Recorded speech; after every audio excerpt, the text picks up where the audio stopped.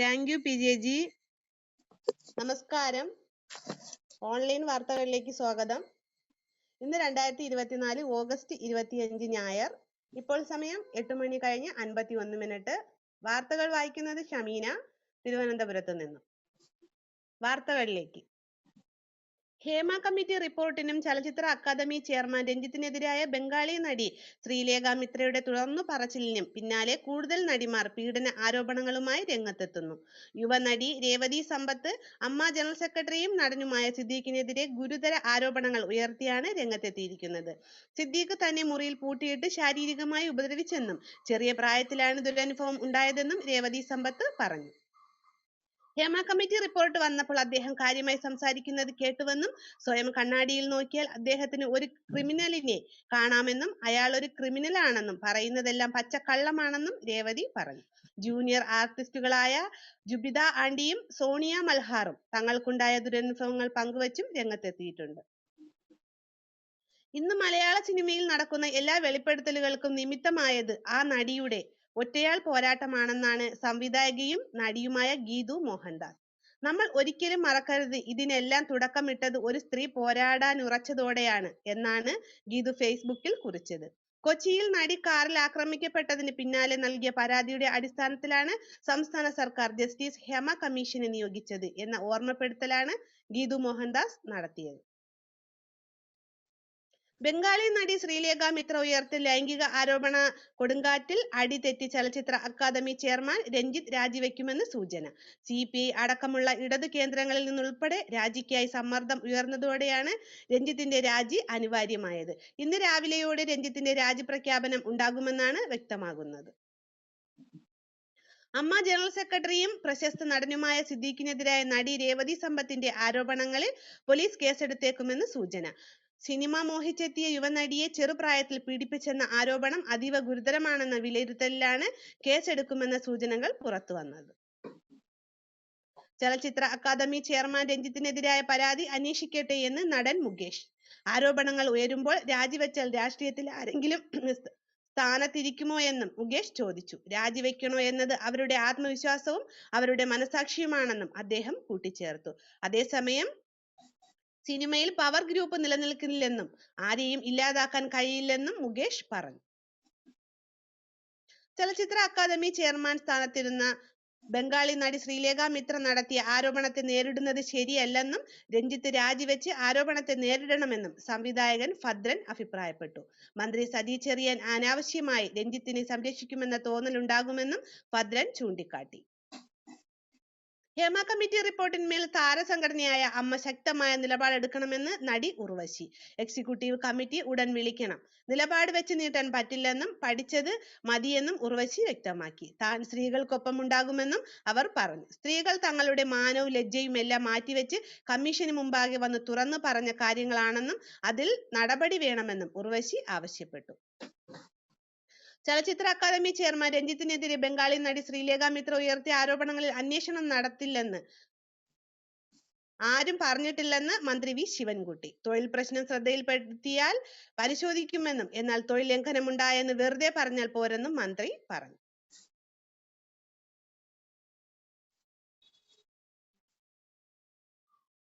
സംവിധായകൻ രഞ്ജിത്തിനെ സംസ്ഥാന ചലച്ചിത്ര അക്കാദമി ചെയർമാൻ സ്ഥാനത്ത് നിന്നും പുറത്താക്കണമെന്ന് ദേശീയ വനിതാ കമ്മീഷൻ മുൻ അധ്യക്ഷ രേഖ ശർമ്മ ആവശ്യപ്പെട്ടു. പോലീസിനും വനിതാ കമ്മീഷനും പരാതി നൽകാൻ ശ്രീലേഖ തയ്യാറാകണമെന്നും അവർ ആവശ്യപ്പെട്ടു. ഹേമ കമ്മിറ്റി റിപ്പോർട്ട് വൈകിയതിൽ സർക്കാരിന് വീഴ്ച സംഭവിച്ചെന്നും റിപ്പോർട്ടിലെ നിർദ്ദേശങ്ങൾ സർക്കാർ നടപ്പാക്കുമെന്ന് പ്രതീക്ഷയില്ലെന്നും രേഖ ശർമ്മ പറഞ്ഞു. വയനാടിന്റെ പുനർനിർമ്മാണത്തിനായുള്ള മുഖ്യമന്ത്രിയുടെ ദുരിതാശ്വാസ നിധിയിലേക്കുള്ള സാലറി ചലഞ്ചിൽ സമ്മതപത്രം നൽകാത്തവരിൽ നിന്ന് ശമ്പളം പിടിക്കില്ലെന്ന് വ്യക്തമാക്കി സർക്കാർ. PF വായ്പയ്ക്ക് അപേക്ഷിക്കാനും തടസ്സമില്ല. എല്ലാ ജീവനക്കാരിൽ നിന്നും ശമ്പളം പിടിക്കുമെന്ന് അറിയിച്ച് IMGയും KSEBയും സർക്കുലർ ഇറക്കിയിരുന്നു. ഇത് വിവാദമായതോടെയാണ് വിശദീകരണവുമായി സർക്കാർ രംഗത്തെത്തിയത്. ആമയഞ്ചാൻ തോട് റെയിൽവേ ടണൽ ശുചീകരണത്തിന് സംസ്ഥാന സർക്കാർ പണം മുടക്കും. ശുചീകരണത്തിനായി 63 ലക്ഷം രൂപയാണ് സർക്കാർ അനുവദിച്ചിരിക്കുന്നത്. റെയിൽവേയോട് പണം ആവശ്യപ്പെട്ടിരുന്നെങ്കിലും തരാൻ തയ്യാറായിരുന്നില്ല.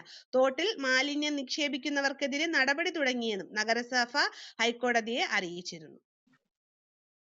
കണ്ണൂരിൽ നിപ്പ ആശങ്ക ഒഴിഞ്ഞു. രോഗലക്ഷണങ്ങളോടെ പരിയാരം മെഡിക്കൽ കോളേജ് ആശുപത്രിയിൽ പ്രവേശിപ്പിച്ച 2 പേരുടെയും പരിശോധനാ ഫലം നെഗറ്റീവാണ്. കോഴിക്കോട് മെഡിക്കൽ കോളേജിൽ നടത്തിയ പരിശോധനയിലാണ് നിപ്പ ഇല്ലെന്ന് സ്ഥിരീകരിച്ചത്. വളാഞ്ചേരിയിലെ KSFE-യിലെ മുക്കുപണ്ടം പണയ തട്ടിപ്പ് കേസുമായി ബന്ധപ്പെട്ട് 2 പേർ കൂടി പിടിയിലായി. പാലക്കാട് സ്വദേശി മുഹമ്മദ് ഷെരീഫ്, തിരുവേഗപ്പുറ സ്വദേശി കൊരക്കോട്ടിൽ മുഹമ്മദ് അഷ്റഫ് എന്നിവരാണ് പിടിയിലായത്. കരാർ ജീവനക്കാരായ അപ്രൈസർ രാജനാണ് നേരത്തെ പിടിയിലായത്. പ്രതികളെ വളാഞ്ചേരി പോലീസ് സ്റ്റേഷനിലെത്തിച്ച് ചോദ്യം ചെയ്യുകയാണ്. തിരുവനന്തപുരത്ത് തെരുവുനായ ആക്രമണത്തിൽ നിരവധി പേർക്ക് പരിക്ക്. തിരുവനന്തപുരം കരമന, കൈമനം, ചിറമുക്ക് മേഖലകളിലാണ് തെരുവുനായയുടെ ആക്രമണം ഉണ്ടായത്. 32 പേരെയാണ് തെരുവുനായ കടിച്ചത്. ഇവരെയെല്ലാം ഒരു നായ തന്നെയാണ് കടിച്ചതെന്നാണ് വിവരം. പരിക്കേറ്റവർ തിരുവനന്തപുരം ജനറൽ ആശുപത്രിയിലും മെഡിക്കൽ കോളേജിലും ചികിത്സ തേടി. നേമം ശാന്തിവിള ആശുപത്രിയിലും 8 പേർ ചികിത്സ തേടിയിട്ടുണ്ട്. ഇതിൽ 3 പേരുടെ പരിക്ക് ഗുരുതരമാണ്. ഇന്ന് രാവിലെ 7 മുതൽ 11 വരെ എല്ലാ വിഭാഗം ഉപഭോക്താക്കളുടെയും ഓൺലൈനിലൂടെയുള്ള പണമടയ്ക്കലിന് 1912 എന്ന നമ്പറിലൂടെയുള്ള ഉപഭോക്തൃ സേവനങ്ങൾക്കും തടസ്സം നേരിട്ടേക്കാമെന്നാണ് KSEBയുടെ അറിയിപ്പ്.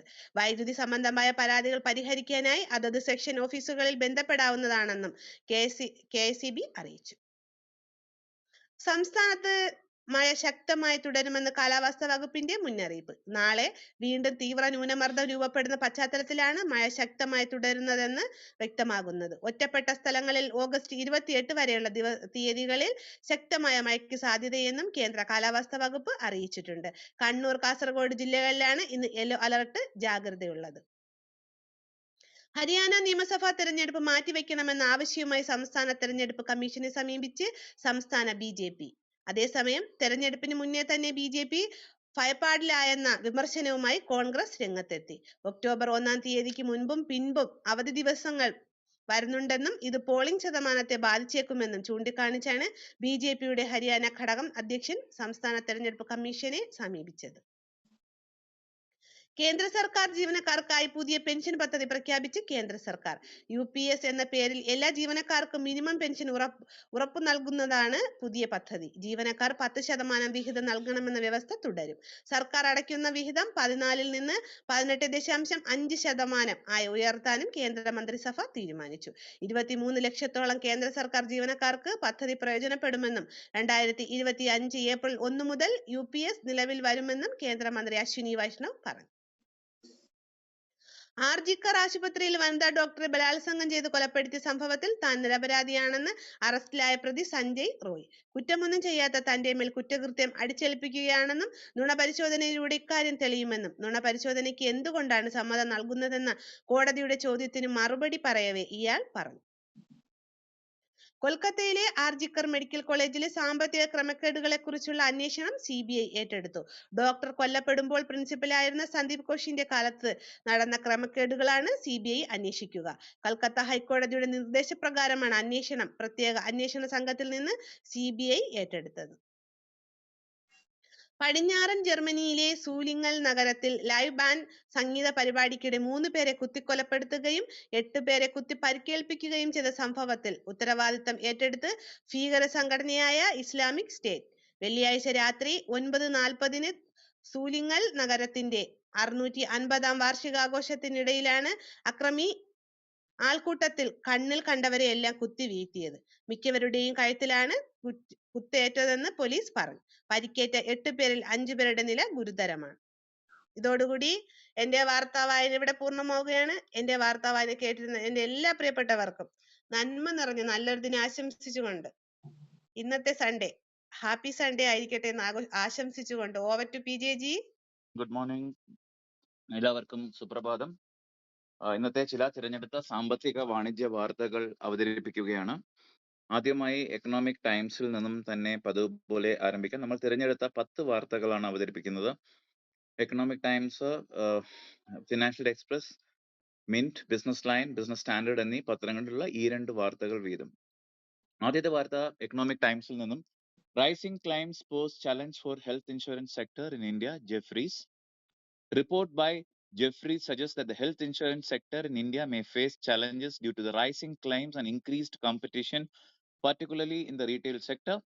Report also highlights India's non-life insurance sector experiencing significant shifts, with healthcare costs rising and more consumers claiming insurance. This could squeeze margins and put pressure on insurers to manage costs while remaining competitive. ഇപ്പോൾ ഇന്ത്യയിലെ ആരോഗ്യ insurance മേഖല ചില പ്രശ്നങ്ങളിലോട്ട് പോകുന്നു എന്നുള്ളൊരു റിപ്പോർട്ടാണ് Jefferies എന്ന് പറഞ്ഞൊരു ഏജൻസി പറഞ്ഞിട്ടുള്ളത്. അവരൊരു റിപ്പോർട്ട് പുറത്തിറക്കിയിട്ടുണ്ട്. ക്ലെയിംസ് കൂടുന്നു, ആരോഗ്യ ഇൻഷുറൻസ് മേഖലയിൽ ക്ലെയിംസ് കൂടുന്നു, കൂടുതൽ ആൾക്കാരെ ഇൻഷുറൻസ് ക്ലെയിം ചെയ്യാൻ തുടങ്ങിയിരിക്കുന്നു. ഇൻഷുറൻസ് ക്ലെയിമിന്റെ സൈസ് ഓഫ് ഇൻഷുറൻസ് ക്ലെയിംസ് പണ്ട് 30,000 40,000 ഒക്കെ ക്ലെയിം ചെയ്തിരുന്നത് ആവറേജ് ക്ലെയിം ഇപ്പോൾ 1 ലക്ഷത്തോളം ആകുന്നു. ഇത് കാരണം അവരുടെ പ്രോഫിറ്റബിലിറ്റിയും പല കാര്യങ്ങളും പ്രശ്നത്തിലോട്ട് പോകാൻ സാധ്യതയുണ്ട് എന്ന് ഇതിൽ സൂചിപ്പിക്കുന്നു. രണ്ടാമത്തെ വാർത്ത, Nepal asks China to wipe away loan as it cannot afford to pay back. Pokhara Airport has become a symbol of the pitfalls of China's international infrastructure projects, which face criticism for sometimes costly and poor quality constructions that leave borrower countries awash in debt. On Thursday, Nepal's one-month-old government, led by country's largest communist party, formally asked China to convert $216 million loan for the airport into a grant, wiping away the debt. So, China ഓരോരോ രാജ്യങ്ങൾ പിടിച്ചെടുക്കാനുള്ള പല തന്ത്രങ്ങൾ അവർ ചെയ്യുന്നുണ്ട്. അങ്ങനെയാണ് അവർ വലിയ loan കൊടുത്ത് infrastructure ഒക്കെ create ചെയ്യും ഓരോ രാജ്യത്ത്. നമ്മൾ ശ്രീലങ്കയിലും ഇത് കണ്ടതാണ്. ഇപ്പോൾ നേപ്പാളിൽ അവരൊരു വലിയൊരു എയർപോർട്ട്, പൊക്കാറ എയർപോർട്ട് എന്ന് പറഞ്ഞൊരു എയർപോർട്ട് നിർമ്മിച്ചു. പക്ഷെ അതിന്റെ ക്വാളിറ്റി ഒക്കെ വളരെ മോശമാണ്. അത് പ്രതീക്ഷിച്ചതിനകത്ത് ഉയർന്നിട്ടില്ല. അവിടെ ട്രാഫിക് ഒന്നും വരുന്നില്ല. അതുകൊണ്ട് അതിൽ നിന്നുള്ള വരുമാനം നേപ്പാൾ സർക്കാരിന് ലഭിക്കാത്തത് കാരണം ആ പൈസ തിരിച്ചടയ്ക്കാൻ പറ്റത്തില്ല. അതൊരു ഗ്രാൻഡ് ആയിട്ട് മാറ്റണം, ആ കടം എഴുതി തള്ളണമെന്ന് പുതിയ നേപ്പാളിലെ കമ്മ്യൂണിസ്റ്റ് ഗവൺമെന്റ് ചൈനയോട് അപേക്ഷിച്ചിട്ടുണ്ട്. 21.6 കോടി ഡോളറിന്റെയാണ് ഇത്. ഏകദേശം അത് ഇന്ത്യൻ രൂപയിൽ പറഞ്ഞാൽ 2000 കോടി രൂപയോളം വരുന്ന പ്രോജക്റ്റ് ആണ്. ഇത് എഴുതി തള്ളണമെന്നാണ് നേപ്പാൾ ചൈനയോട് ആവശ്യപ്പെട്ടിട്ടുള്ളതെന്ന് എക്കണോമിക് ടൈംസ് പറയുന്നു. ഫൈനാൻഷ്യൽ എക്സ്പ്രസിലോട്ട് പോയി കഴിഞ്ഞാൽ India Inc's high inventory shows consumption demand weakness. Corporate India's inventory levels are yet to fall to the relatively healthy levels reported before the pandemic, leave alone the still lower levels seen in the economy's high growth phase during the first decade of the millennium. At 65.4% inventory to sales ratio among companies in Q4 23-24 was even higher than the year ago level of 64.1%. അപ്പോൾ ഇന്ത്യയിലെ inventory level കൂടുന്നു. കമ്പനികളിൽ അവർ വിറ്റഴിക്കാൻ പറ്റാത്ത സാധനങ്ങൾ, അതിനെ inventory എന്ന് പറഞ്ഞാൽ നമ്മുടെ വിൽക്കാൻ വിൽക്കുന്ന സാധനത്തിന് പൊതുവെ ഇൻവെന്ററി എന്ന് പറയും. അതിന്റെ തോത് കൂടുന്നു എന്നുള്ള ഒരു വാർത്തയാണ് വരുന്നത്. ഇത് കൺസംഷൻ ഡിമാൻഡിന്റെ ഒരു കുറവിനെ കാണിക്കുന്നു എന്നുള്ളതാണ് ഈ ഫൈനാൻഷ്യൽ എക്സ്പ്രസ് റിപ്പോർട്ടിൽ പറയുന്നത്. ഇപ്പോൾ 65.4% ഇൻവെന്ററി ടു സെയിൽസ് റേഷ്യോ എന്ന് പറയുന്നത്. എത്ര വിൽക്കുന്നു അതിന്റെ 65.4% ഇൻവെന്ററി ആയിട്ട് വെക്കുന്നു. അപ്പോൾ അതൊരു വലിയൊരു റേഷ്യോ ആയിട്ടാണ് ഇതിൽ സൂചിപ്പിക്കുന്നത്. ഇത് കൺസംഷൻ ഡിമാൻഡ് വലിയ തോതിൽ ഉയർന്നിട്ടില്ല എന്നതിനെ കാണിക്കുന്നുവെന്നും ഇതിൽ ഈ വാർത്തയിൽ പറയുന്നു. വീണ്ടും ഫൈനാൻഷ്യൽ എക്സ്പ്രസിൽ നിന്നും, Indian investors flocking to US market for global investment opportunities. Food and അപ്പോ ഇന്ത്യയിൽ നിന്നുള്ള ഇൻവെസ്റ്റേഴ്സ് ലോക വിപണിയിലോട്ട് പോകുന്നു. ഇന്ത്യയിൽ നിന്നും പൈസ അമേരിക്കൻ മാർക്കറ്റ് പോലുള്ള മാർക്കറ്റിലോട്ട് കൊണ്ടുപോയി അവിടെ നിക്ഷേപിക്കുന്നു എന്നുള്ളൊരു വാർത്തയാണ് ഇതിൽ കൊടുത്തിട്ടുള്ളത്. പുതിയ ഗ്രീനർ പാസ്റ്റേഴ്സ് തേടി പോകുന്നു. ഇന്ത്യയിൽ നിന്നും രൂപ ഡോളറാക്കി വേറെ മാർക്കറ്റിലോട്ട് കൊണ്ടുപോകുന്നു, മെയിനായിട്ട് US മാർക്കറ്റിലോട്ട് കൊണ്ടുപോകുന്നു എന്നുള്ളൊരു റിപ്പോർട്ടാണ് ഫൈനാൻഷ്യൽ എക്സ്പ്രസ് നൽകുന്നത്. പിന്നെ മിനിറ്റിലോട്ട് പോയി കഴിഞ്ഞാൽ, travel picks up in August, booking up by 20%. August has seen revival of strong travel demand among flyers despite higher fares. അപ്പോ പൊതുവെ ഇന്ത്യയിലെ യാത്ര നിരക്കിൽ കൂടുതൽ ഈ ഓഗസ്റ്റ് മാസം കൂടുതൽ ആൾക്കാർ യാത്ര ചെയ്യുന്നു എന്നുള്ള വാർത്ത ഇന്നലെയും ഇന്നലെയും വേറൊരു പത്രത്തിൽ ഇതേ വാർത്ത വന്നിരുന്നു, വായിച്ചതാണ്. ഇപ്പോൾ 4,20,000 ആൾക്കാർ ഓഗസ്റ്റിൽ മാത്രം യാത്ര ചെയ്തു എന്നാണ് ഇതിൽ പറയുന്നത്. അടുത്തൊരു വാർത്ത, India unlikely to achieve targeted 15% share of its energy mix by 2030 എന്ന് ഒരു വാർത്ത വരുന്നുണ്ട്. അതായത് ഇന്ത്യ 2030 എത്തേണ്ട ചില ടാർഗറ്റ് ഉണ്ട്. അത് എനർജി മേഖലയിൽ ഊർജ്ജ മേഖലയിൽ അതിൽ എത്തുന്നില്ല എന്നുള്ളൊരു വാർത്തയാണ് മിന്റ് കൊടുത്തിട്ടുള്ളത്. പിന്നെ ബിസിനസ് ലൈനിലോട്ട് പോയി കഴിഞ്ഞാൽ Cognizant fuse software rival Infosys over trade secrets. അപ്പോ സോഫ്റ്റ്വെയർ കമ്പനിയായ കോഗ്നിസന്റ് ഇന്ത്യയിലെ തന്നെ വേറൊരു സോഫ്റ്റ്വെയർ കമ്പനിയായ ഇൻഫോസിസിനെതിരെ കേസ് കൊടുക്കുന്നു. അത് business secret, trade secret related ആയിട്ടുള്ള ഒരു ഇഷ്യൂ ആണെന്നാണ് ഇതിൽ പറയുന്നത്. എന്നാൽ ഇൻഫോസിസ് ഇതിനെ നിഷേധിച്ചു എന്നും ഈ വാർത്തയിൽ പറയുന്നു. പിന്നെ ഒരു വാർത്ത, currency derivatives trading volumes dry up on RBI diktat. Notwithstanding large foreign portfolio investors' inflows into equity markets, the trading volumes in the currency derivatives on exchanges have fallen sharply and shifted to offshore centers, especially to Singapore after the recent RBI diktat. So, Reserve Bank of India അവധി വ്യാപാരത്തിൽ ചില പുതിയ നിബന്ധനകളൊക്കെ കൊണ്ടുവന്നിരുന്നു കറൻസിയുടെ അവധി വ്യാപാരത്തിൽ. അപ്പൊ അത് affect ചെയ്തിട്ടുണ്ട് ഇന്ത്യയിലെ കറൻസിയുടെ അവധി വ്യാപാരത്തിൽ. അത് കൂടുതൽ ഈ കാര്യങ്ങളെല്ലാം സിംഗപ്പൂർ മാർക്കറ്റിലോട്ട് ഷിഫ്റ്റ് ചെയ്തിട്ടായിട്ട് ബിസിനസ് ലൈൻ റിപ്പോർട്ട് ചെയ്യുന്നു. പിന്നെ ബിസിനസ് സ്റ്റാൻഡേർഡിലോട്ട് പോയി കഴിഞ്ഞാൽ, Zydus Life Sciences to acquire 50% stake in Sterling Biotech.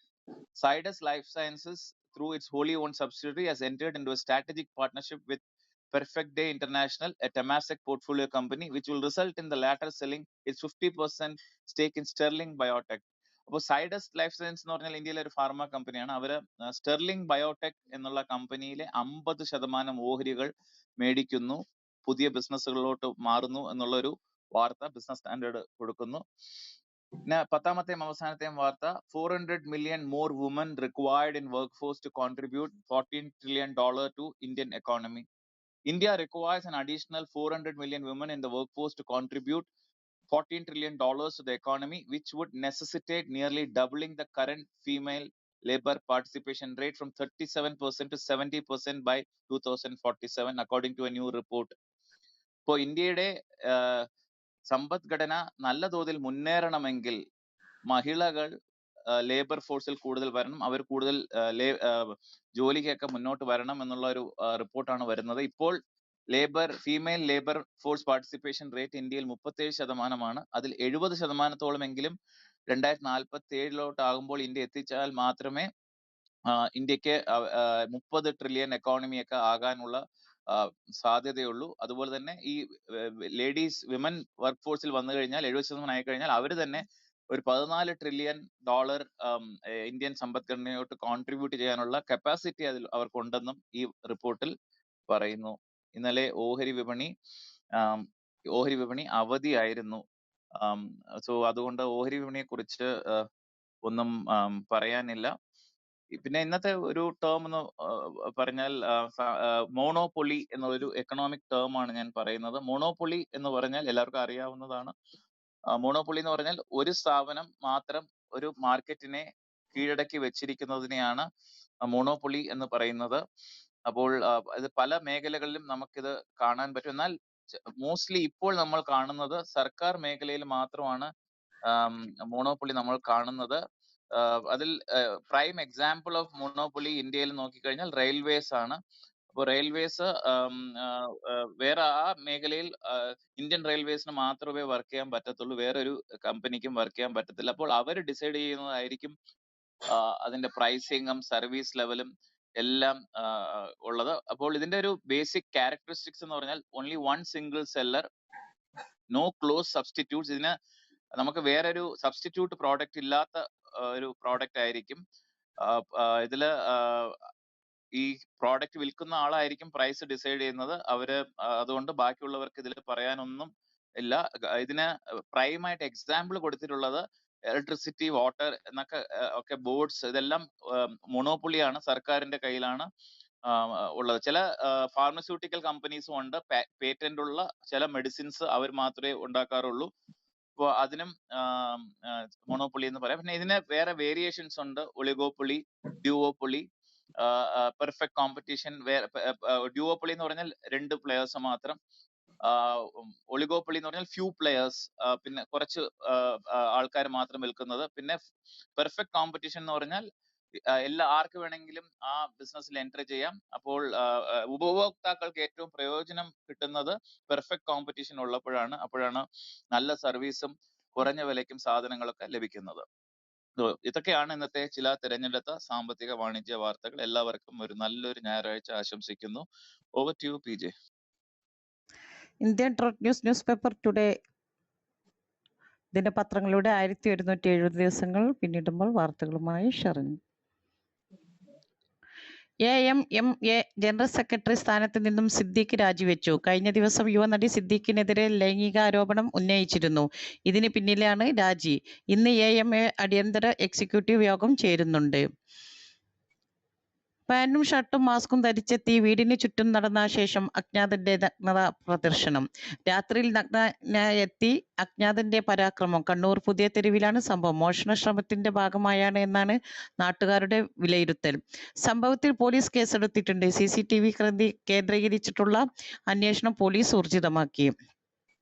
ബസ്സും ചരക്ക് ലോറിയും കൂട്ടിയിടിച്ച് അപകടം. നിരവധി പേർക്ക് പരിക്കേറ്റു. പത്തനംതിട്ട കുളനട ഓർത്തഡോക്സ് പള്ളിക്ക് സമീപമായിരുന്നു അപകടമുണ്ടായത്.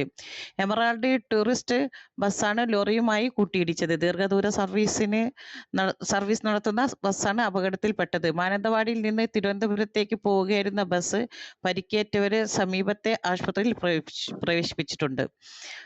തിരുവിതാംകൂർ സഹകരണ സംഘത്തിൽ കോടികളുടെ ക്രമക്കേട്. BJP സംസ്ഥാന വക്താവായിരുന്നു MS കുമാർ. പ്രസിഡന്റായിരുന്ന സഹകരണ സംഘത്തിലാണ് കോടികളുടെ ക്രമക്കേട് കണ്ടെത്തിയത്. വായ്പ അനുവദിച്ചാലും ഏജന്റ് കമ്മീഷൻ നൽകിയാലും നിയമം പാലിക്കാതെ നടത്തിയ ഇടപാടുകളിലുമായി 32 കോടി രൂപയിലധികം നഷ്ടമുണ്ടായെന്നാണ് കണ്ടെത്തൽ. പ്രവാസിയുടെ ഓണക്കാലത്തിന് ചെലവേറും. ടിക്കറ്റ് നിരക്ക് കുത്തനെ കൂട്ടി വിമാന കമ്പനികൾ. നാട്ടിൽ പോകാനിരിക്കുന്ന പ്രവാസികളെ കാത്തിരിക്കുന്നത് ചെലവേറിയ ഓണക്കാലം. സാധാരണയിൽ നിന്നും 3 ഇരട്ടിയും 4 ഇരട്ടിയും ടിക്കറ്റ് നിരക്ക് ഈടാക്കുന്നതിനെതിരെ പാർലമെന്റിൽ അടക്കം വിഷയം ഉയർന്നിട്ടുണ്ട്. യാത്രാ നിരക്ക് കുറയ്ക്കാൻ വിമാന കമ്പനികൾ ഇതുവരെ തയ്യാറായിട്ടില്ല. ഈ പ്രാവശ്യം ടിക്കറ്റ് തുകയിൽ ഇരട്ടി വർധനവാണ് ഉണ്ടായിരിക്കുന്നത്. രഞ്ജിത്തിന്റെ രാജി ഇന്നുണ്ടായേക്കാം. തുടരുന്നത് ഗുണകരമല്ലെന്ന് ബോധ്യപ്പെടുത്തും. ലൈംഗികാരോപണം നേരിടുന്ന ചലച്ചിത്ര അക്കാദമി ചെയർമാൻ രഞ്ജിത്തിന്റെ രാജി. ആരോപണ വിധേയനായ അക്കാദമി അധ്യക്ഷ സ്ഥാനത്ത് തുടരാൻ അനുവദിക്കുന്നത് പ്രതിച്ഛായയെ ബാധിക്കും എന്ന് തിരിച്ചറിയുന്ന സർക്കാർ രാജി ആവശ്യപ്പെടാനാണ് സാധ്യത. ആരോപണത്തിന്റെ പശ്ചാത്തലത്തിൽ സർക്കാരിന്റെ ബുദ്ധിമുട്ടുണ്ടാക്കി തുടരുന്നത് ഗുണകരമല്ലെന്ന് രഞ്ജിത്തിനെയും ബോധ്യപ്പെടുത്തിക്കൊണ്ടാവും രാജി ആവശ്യപ്പെടുക. ജീവനക്കാർക്ക് മിനിമം വേതനം ഉറപ്പാക്കും. പുതിയ പെൻഷൻ പദ്ധതി പ്രഖ്യാപിച്ചു കേന്ദ്രം.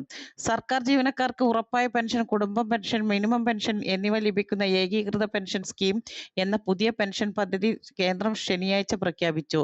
2025 ഏപ്രിൽ 1 മുതൽ പുതിയ പെൻഷൻ പദ്ധതി നിലവിൽ വരും. ഇന്ന് കേന്ദ്ര മന്ത്രിസഭ അംഗീകരിച്ച പദ്ധതി പ്രകാരം കുറഞ്ഞത് 25 വർഷത്തെ സർവീസ് പൂർത്തിയാക്കിയ ജീവനക്കാരന് കഴിഞ്ഞ 12 മാസത്തെ ശരാശരി അടിസ്ഥാന ശമ്പളത്തിന്റെ 50% പെൻഷൻ ഉറപ്പ് നൽകുന്നു. സർവീസ് കുറവുള്ളവർക്ക് പെൻഷൻ ആനുപാതികമായിരിക്കും. ജീവനക്കാരുടെ മരണത്തിന് തൊട്ടു മുമ്പുള്ള പെൻഷൻ 60% കുടുംബ പെൻഷൻ പദ്ധതി ഉറപ്പാക്കുന്നു. ഭരണഘടനയിൽ തൊട്ട് സത്യപ്രതിജ്ഞ ചെയ്ത സാംസ്കാരിക മന്ത്രി ആരോപണ വിധേയനായ രഞ്ജിത്തിനെ സംരക്ഷിക്കുന്നത് തികച്ചും അപലപനീയവും പ്രതിഷേധാർഹവും കേരളത്തിന്റെ സാംസ്കാരിക മണ്ഡലത്തിന് അപമാനവുമാണെന്ന് നിർമ്മാതാവ് സാന്ദ്ര തോമസ്. രഞ്ജിത്തിനെ മഹാപ്രതിഭ എന്ന് പറഞ്ഞ് സംരക്ഷിക്കാൻ ശ്രമിക്കുന്ന മന്ത്രി രാജിവെക്കണമെന്നും സാന്ദ്ര തോമസ് ആവശ്യപ്പെട്ടു.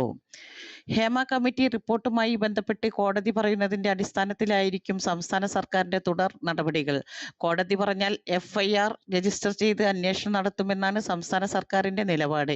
ഇരകൾ പരാതി നൽകിയാൽ തുടർ നടപടികൾ സ്വീകരിക്കുമെന്നും റിപ്പോർട്ടിന്റെ അടിസ്ഥാനത്തിൽ സിനിമ നയം ഉടൻ രൂപീകരിക്കുമെന്നുമാണ് സർക്കാർ നിലപാട്. ഹേമ കമ്മിറ്റി റിപ്പോർട്ടിൽ പ്രതികരണവുമായി നടിയും BJP നേതാവുമായ ഖുശ്ബു. ഇരകളായവർ ദുരനുഭവങ്ങൾ ധൈര്യത്തോടെ തുറന്നു പറയണമെന്നും ഇനിയും മുഖം മറച്ചിരിക്കേണ്ട കാര്യമില്ലെന്നും ഹേമ കമ്മിറ്റി റിപ്പോർട്ട് രാഷ്ട്രീയവൽക്കരിക്കാനായില്ലെന്നും അവർ പറഞ്ഞു. കൂടാതെ രഞ്ജിത്തിനെതിരെ ആരോപണത്തെക്കുറിച്ച് തനിക്ക് അറിയില്ലെന്നും ഖുശ്ബു വ്യക്തമാക്കി.